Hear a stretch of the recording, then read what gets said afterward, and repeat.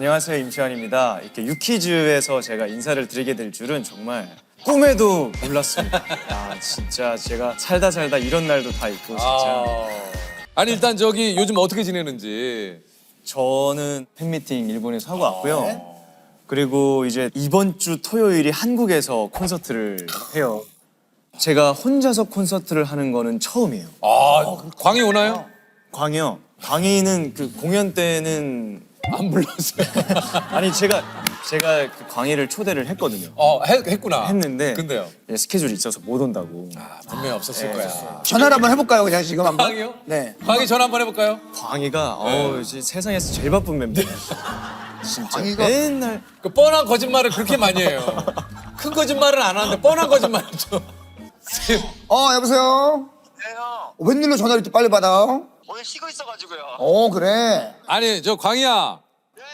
우리 유퀴즈 녹화 중인데. 예. 근데 요건인데 웬일이세요? 아니 그 시완이가 나왔어. 아니 근데 임시한 나온 날이죠, 오늘. 너 알고 있구나. 아, 정말? 뭐 어떻게 이런 일이 있는 거예요? 형? 왜? 아니, 왜 어떻게 임시한은 거기 메인 게스트로 혼자 나가고 하는 거예요? 아니 근데 저기 시완이 이번 주에 팬미팅 하는 거 알지? 초대했다는데 왜 안 간다 그랬어? 아니, 스케줄 있어요.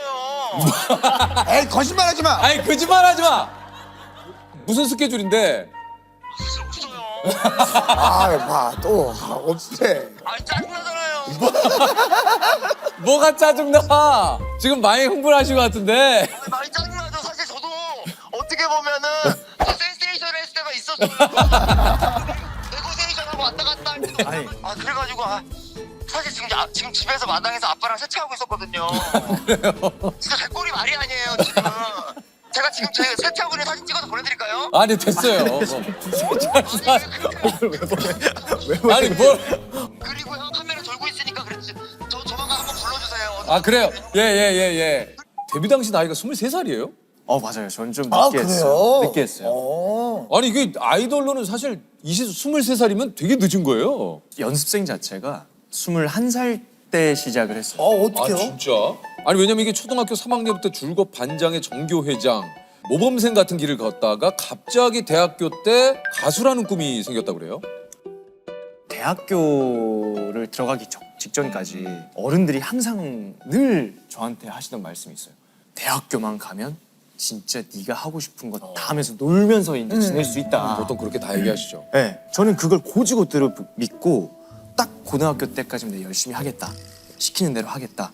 그러고 나서 대학교를 들어갔더니 제가 포기했던 물리 2, 수학 2 이걸 다시 또 공부를 시키는 거예요. 왜냐면 이게 보니까 공대를 나왔어요. 부산대학교 그 기계공학과. 그래요. 네, 이거 공부는 난 이제 못하겠다. 못하겠다라는 생각이 더 컸었죠. 아. 늦바람이 났던 찰나에 가요제가 있어서 나갔고 내려오니까 명함을 저한테 주더라고요. 진짜. 네, 미련 없이 저는 가겠다고. 했어요. 네네네. 한 씨는 좀 그 당시를 돌이켜 보면 좀 어떻습니까? 저도 좀 숙소 지킴이 쪽이었어요.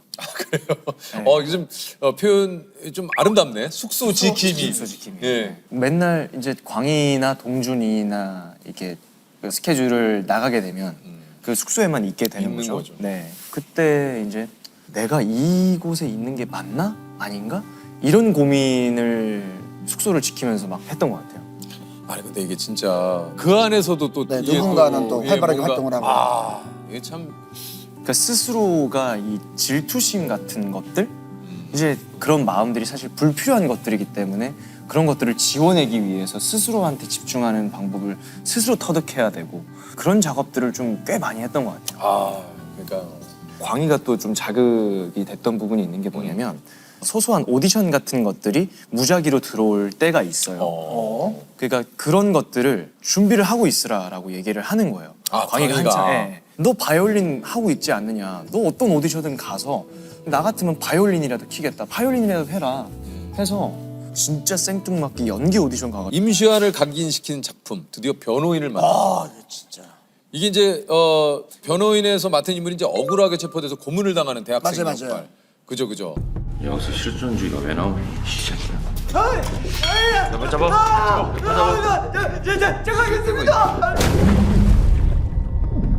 이게 이제 1980년대 청춘의 모습을 이제 표현을 하는 건데 이게 좀 쉽지는 않았을 것 같아요. 어땠습니까? 그때가 제 그 시기였었어요. 쉬는 날에 뭐라도 좀 채워 넣어야 되겠다. 가만히 있으면 안 되겠다. 광희한테 혼나고 나서 배웠을 시기. 야, 이게 지금 광희한테 자꾸 혼났다 그러니까 이게. 근데 그때 광희 씨가 그런 얘기 했거든요. 네. 그래서 저는 그때 뭐라도 저를 자기 개발을 하기 위해서 몸을 한창 만들었을 때였어요. 그랬는데 변호인이 덜컥 캐스팅이 된 돼버린 거예요. 거죠. 네. 그 고문 받는 역할 때문에 처음으로 몸을 만들어 놨던 거를 다시 다 뺐죠. 그렇지. 말이 캐스팅 안 되고 되지. 나서. 네. 몇 킬로까지 그때- 뺐어요 그때? 그때가 제가 인생 최저 몸무게였는데 49kg? 49kg 그 정도였었어요. 이걸 잘하고 싶은 마음이 있으니까 혼자서 욕조 물 받아서 물고문 받는 것도 막 연습해보고 대단하다. 그런 거 해보고 그 신이 딱 끝나고 났을 때 감독님이 뭐라고 얘기를 하셨습니까? 이렇게 제가 묶여서 하니까 제가 손을 못 쓰잖아요. 신호를 이렇게 하기로 했어요. 신호를 줘라. 이렇게 제가 이렇게 탁탁 치면은 제가 한 개다. 빼내주기로. 예. 했는데 액션 하는 순간 이 자세가 바뀌면서 제가 칠 수가 없게 된 거예요. 이런 식으로 틀어져서 그 진짜 한 찰나의 몇 초가 사실 더 극한으로 몰아갈수록 더 진짜 같은 모습이 더 나올 수밖에 없잖아요. 그렇죠. 그래서 나오자마자 하니까 현장에 어떤 숙연한 느낌 하고 막 박수를 그 뒤늦은 그 박수 막 이게 하는데 저는 그때가 아이돌 중에 일원이었던 사람으로서 너무 영광스러웠던 거죠. 그러니까 그게 저는 뭐 힘들다 이런 것보다는 그러면 임시완 씨 실제 성격은 지금까지 했던 배역들 중에 뭐랑 가장 좀 비슷해요? 장그래랑 저는 그래도 제일 비슷한 것 같아요. 그러지 않나요? 저 장그래랑 제일 비슷하지 않나요? 약간 그런 것 같아요. 네. 설마 뭐 비상선언이겠어요? 지금 조셉 그걸 질문이라고 해 지금. 어찌됐건 여기서 살아남아야 된다라는 일념 때문에 그냥 일단 열심히 살고 있거든요. 네, 안녕하세요. 저는 종이비행기 고개비행 국가대표 이승훈이라고 합니다. 종이비행기 국가대표가 있어요? 네, 종이비행기에도 세계 대회가 있는데요. 제가 이제 한국 대표로 출전을 했었어요. 이야. 이게 그야말로 종이비행기 올림픽이라고 얘기를 들었어요. 네, 맞습니다. 이게 그 언제부터 개최가 된 겁니까? 이게 2006년부터 개최가 됐는데요. 대회가 3년에 한 번씩 열립니다. 나라도 50에서 많을 때는 80개국 나라가 참가를 합니다. 와, 규모가 꽤 큰데요? 네, 전 세계 6만 명이나 참가를 할 정도로. 이게 규모가 엄청나네요. 그럼 이게 우리나라 국가대표 되는 것도 대회가 있을 거 아닙니까? 맞습니다. 한 14번 정도의 이제 예선전이 열리는데 거기서 이제 1,400명에서 1,600명 정도의 선수들이 참가를 합니다. 그분들이 다 그러니까 종이비행기로 이제 겨루는 거 아닙니까, 실력을? 다 종이비행기로. 일단 그래서 우리 이승훈 선수가 시범을 좀 보여주시겠다고 진짜요? 하거든요. 한번 좀 부탁을 한번 좀 드려보겠습니다.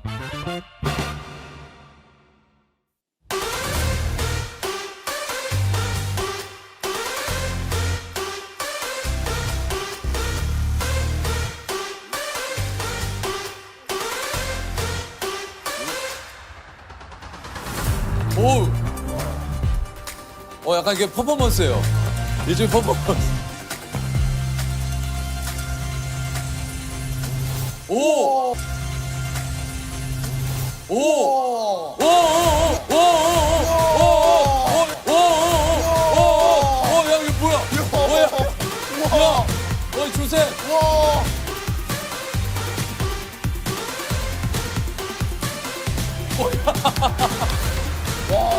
야, 새처럼 날아!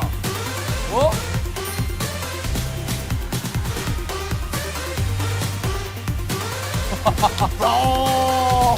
와, 대박! 와, 이거 마술아! 오! 야. 감사합니다. 진짜 대단하시네, 네. 진짜. 자, 일단 저기 오늘 이승훈 선수 말고도 또 두 분의 선수가 좀 더 모셨다고 그래요. 그래요? 한번 좀 모셔보죠. 멀리 날리기 그리고 오래 날리기. 자, 우리 이정우, 김영준 선수 한번 모셔볼게요. 안녕하세요. 안녕하세요. 반갑습니다. 파일럿 아니, 동료들입니다. 우리 안녕하세요. 두 분 다 또 이게 무슨 조그만 공작통을 경납고군요. 예. 잘 알고 계시네요. 비행기 보관하는. 경납고. 네, 맞습니다. 자, 소개를 좀 부탁드리겠습니다, 한 분씩. 네, 안녕하세요. 저는 종이비행기 멀리날리기 국가대표 김영준이라고 합니다. 반갑습니다. 안녕하세요. 저는 오래 날리기 종목 국가대표 이정욱입니다. 만나서 반갑습니다. 아니 일단 저 두 분이 여기 오신 이유가 두 분의 한번 묘기를 좀 보기 위해서. 가능합니까? 네. 저 같은 경우는 오래 날리기 선수긴 한데요. 또 그 기네스북 기록을 세웠었어요. 네, 진짜요? 그 타겟 맞추기 종목이라고요. 제가 이제 수박에 종이비행기를 꽂을 수 있습니다. 종이비행기 수박에 꽂아요? 네. 그걸 오늘 라이브로 한번 보여드리려고 예, 준비를 해왔어요. 한번 좀 부탁드리겠습니다. 야, 이거 뭐 이게 이제 이분들이 단연간에 연습과 뭐 이런 걸 통해서 하는 거니까 혹시나 또 따라하시다 요건 저 잘못하면 또 사람한테 맞으면 큰일 나니까. 그쵸, 다치죠. 위험하죠. 절대 네. 따라하시면 안 됩니다, 이거. 화이팅.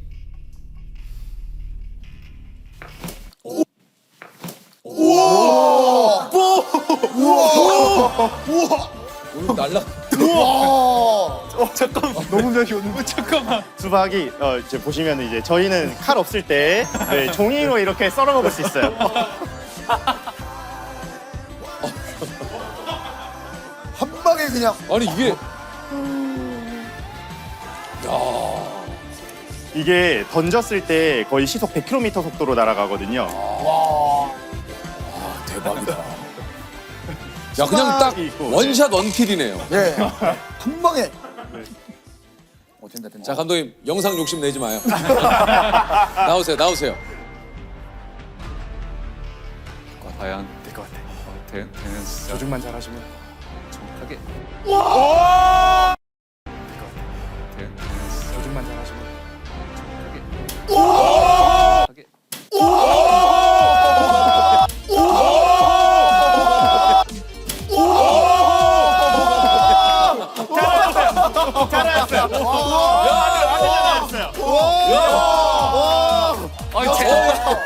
와, 이 야, 엄청 이거 정확하신 밑을. 거예요. 와! 이게 접는 것도 중요하지만 날리는 거 되게 중요하거든요. 굉장히 잘하신 겁니다. 이거 지금 깜짝 놀랐어요. 응급 상황이라면 지상 공중을 가리지 않고 출동하는 의사가 있다. 19년째 공항의 최전선에서 생명을 살리는 인천국제공항 의료센터 신호철 원장님이십니다. 안녕하십니까. 안녕하십니까. 반갑습니다. 이게 저 인천공항에 병원이 있다는 걸 모르는 분들도 좀 굉장히 많을 거예요. 전 몰랐어요. 네. 저도 몰랐어요. 벌써 23년째가 돼가지고 그렇습니까? 어디에 있어요?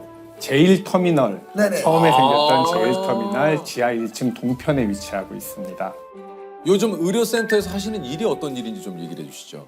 일단 기본적으로는 상주 직원에 대한 진료가 가장 많습니다. 상주 직원만 수만 명에 이르기 때문에 그렇구나. 그다음에 두 번째로는 참 여러 가지 일들이 벌어집니다. 원장님이 비행기에서 어떤 응급 상황이 발생을 하면 이제 비행기에도 직접 타시는 건가요? 전화로 다 해결을 합니다. 전화로요. 전화로. 거기가 뭐 이제 공중에 떠 있으면 타실 수는 없으니까. 네. 예. 제가 가지고 있는 핸드폰과 그 항공기 위성 전화가 연결이 되어 있습니다. 우리 기장분들이 조정을 하는 공간을 콕핏이라고 합니다. 그 새의 머리 부분이라고 하는데 위성 전화를 누를 수 있는 보턴이 있습니다. 24시간 동안 언제 어느 때 울릴지 모르고요. 진짜 위급한 상황 전화도 받아보신 적 있으세요? 네, 태평양 상공에 떠 있는 항공기 내에서 응급 환자가 발생했는데 그러면 바로 위성 전화로 저한테 연락이 옵니다. 그러면 가장 심각한 경우에는 의식이 상실되거나 심장마비가 왔을 경우에 현장에서 이제 심폐소생술을 시행을 해야 하고, 많은 분들이 모르시겠지만 비행기 기내에는 여러 가지 장비와 약물들이 다 탑재가 되어 있습니다.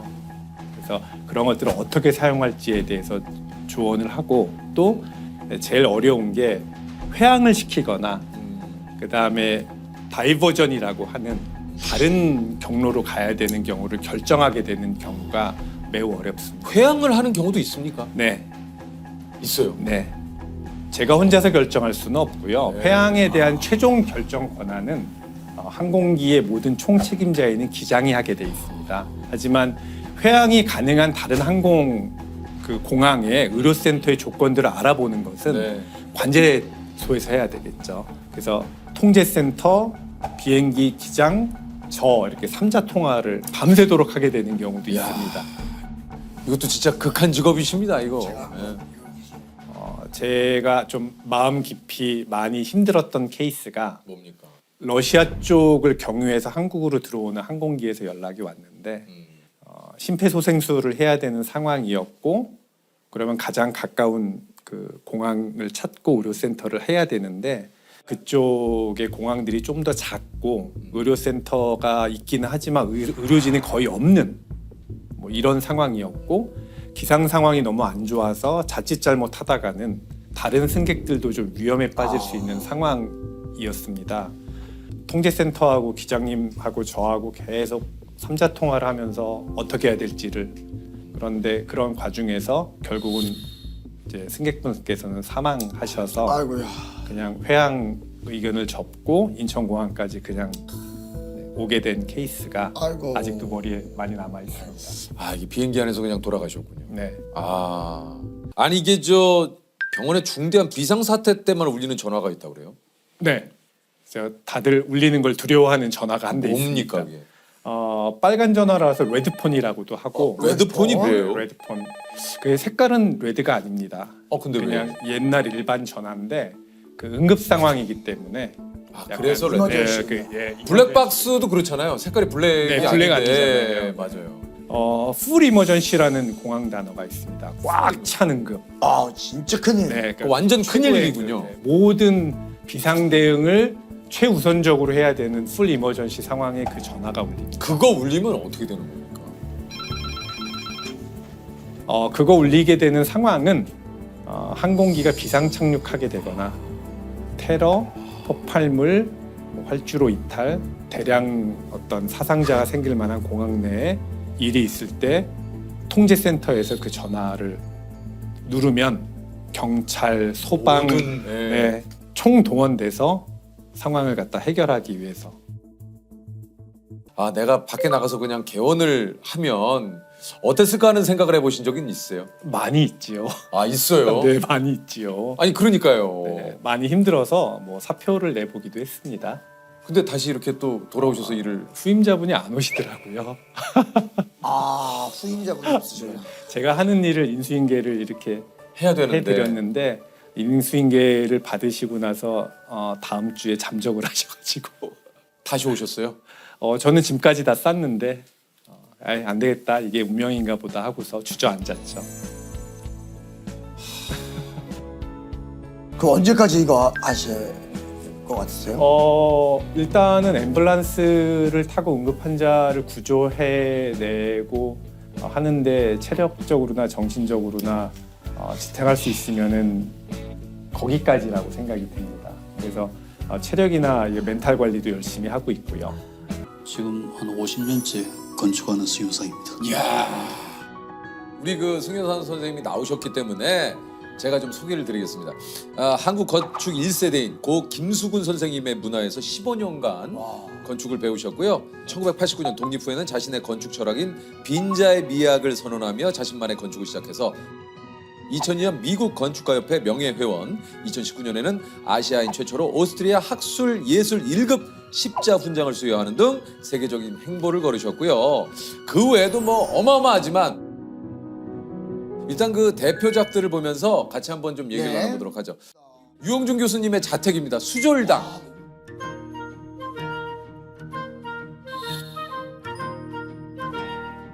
여기 이제 한국 건축에서 가장 유명한 집이 수졸당이라고 해요.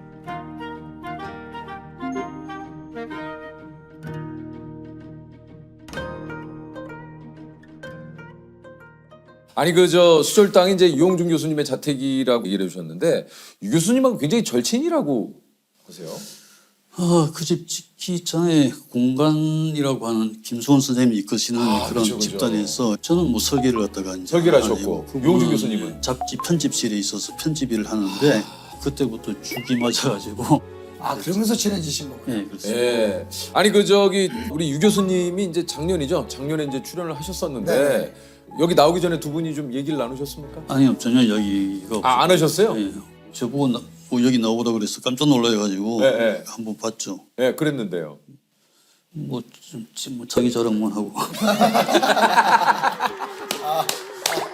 서울대 건축공학과에 입학을 하셔가지고 이제 졸업 후에 우리 뭐 대한민국 건축계의 대부시죠. 예, 고 김수근 선생님 우리 이제 만나게 되죠. 김수근 선생님의 그 대표작이 또 굉장히 많은데 이 가운데 선생님이 좀 참여하신 것들이 어떤 것들인지.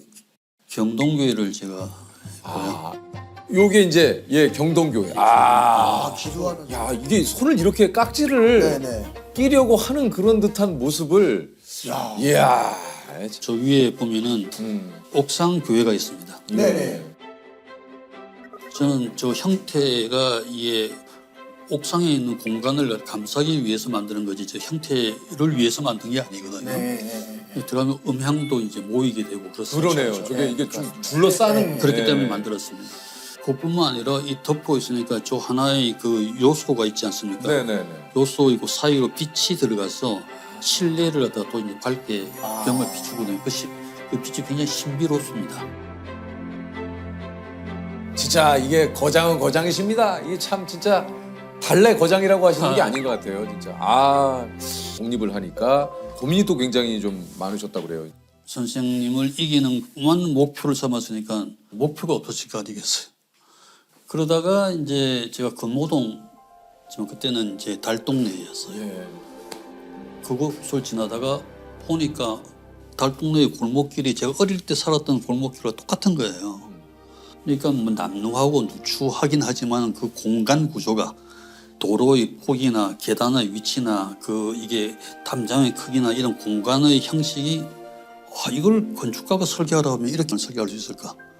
이거라면 내가 너무나 잘할 수 있다고 싶어서 그래서 내가 빈자의 미학이라고 하는 말을 그래서 이제 만들게 됩니다.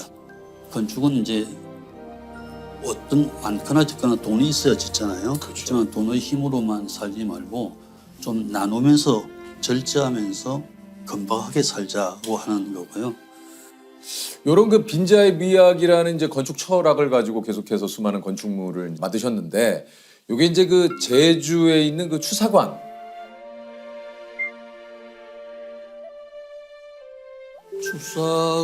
추사가 8년 반을 갔다가 유배를 갔죠. 예. 8년이 넘는 세월이 유배라고 하는 것은 뭐 우리가 상상하기 힘든 그런 고독 속에 8년의 유배는 있으니까 그런 이유의 추사를 갖다가 기념하는 시설이라고 그러면 가장 소박한 진짜 그 원초적 그렇게 보여요. 걸 지어야 된다고 생각해서 추사 기념관을 짓는다 그럴 때 시설이 꽤 커요.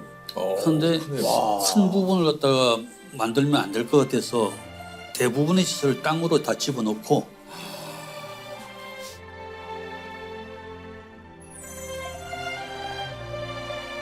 상부에는 저 빈 공간, 오른쪽에 있는 공간이 있는 곳만 드러났어요. 혹시 선생님이 생각하는 건축이란 이거다라고 얘기해 주실 수 있는 게 있습니까? 건축이란 우리 삶이죠. 결코 부동산이 아니다.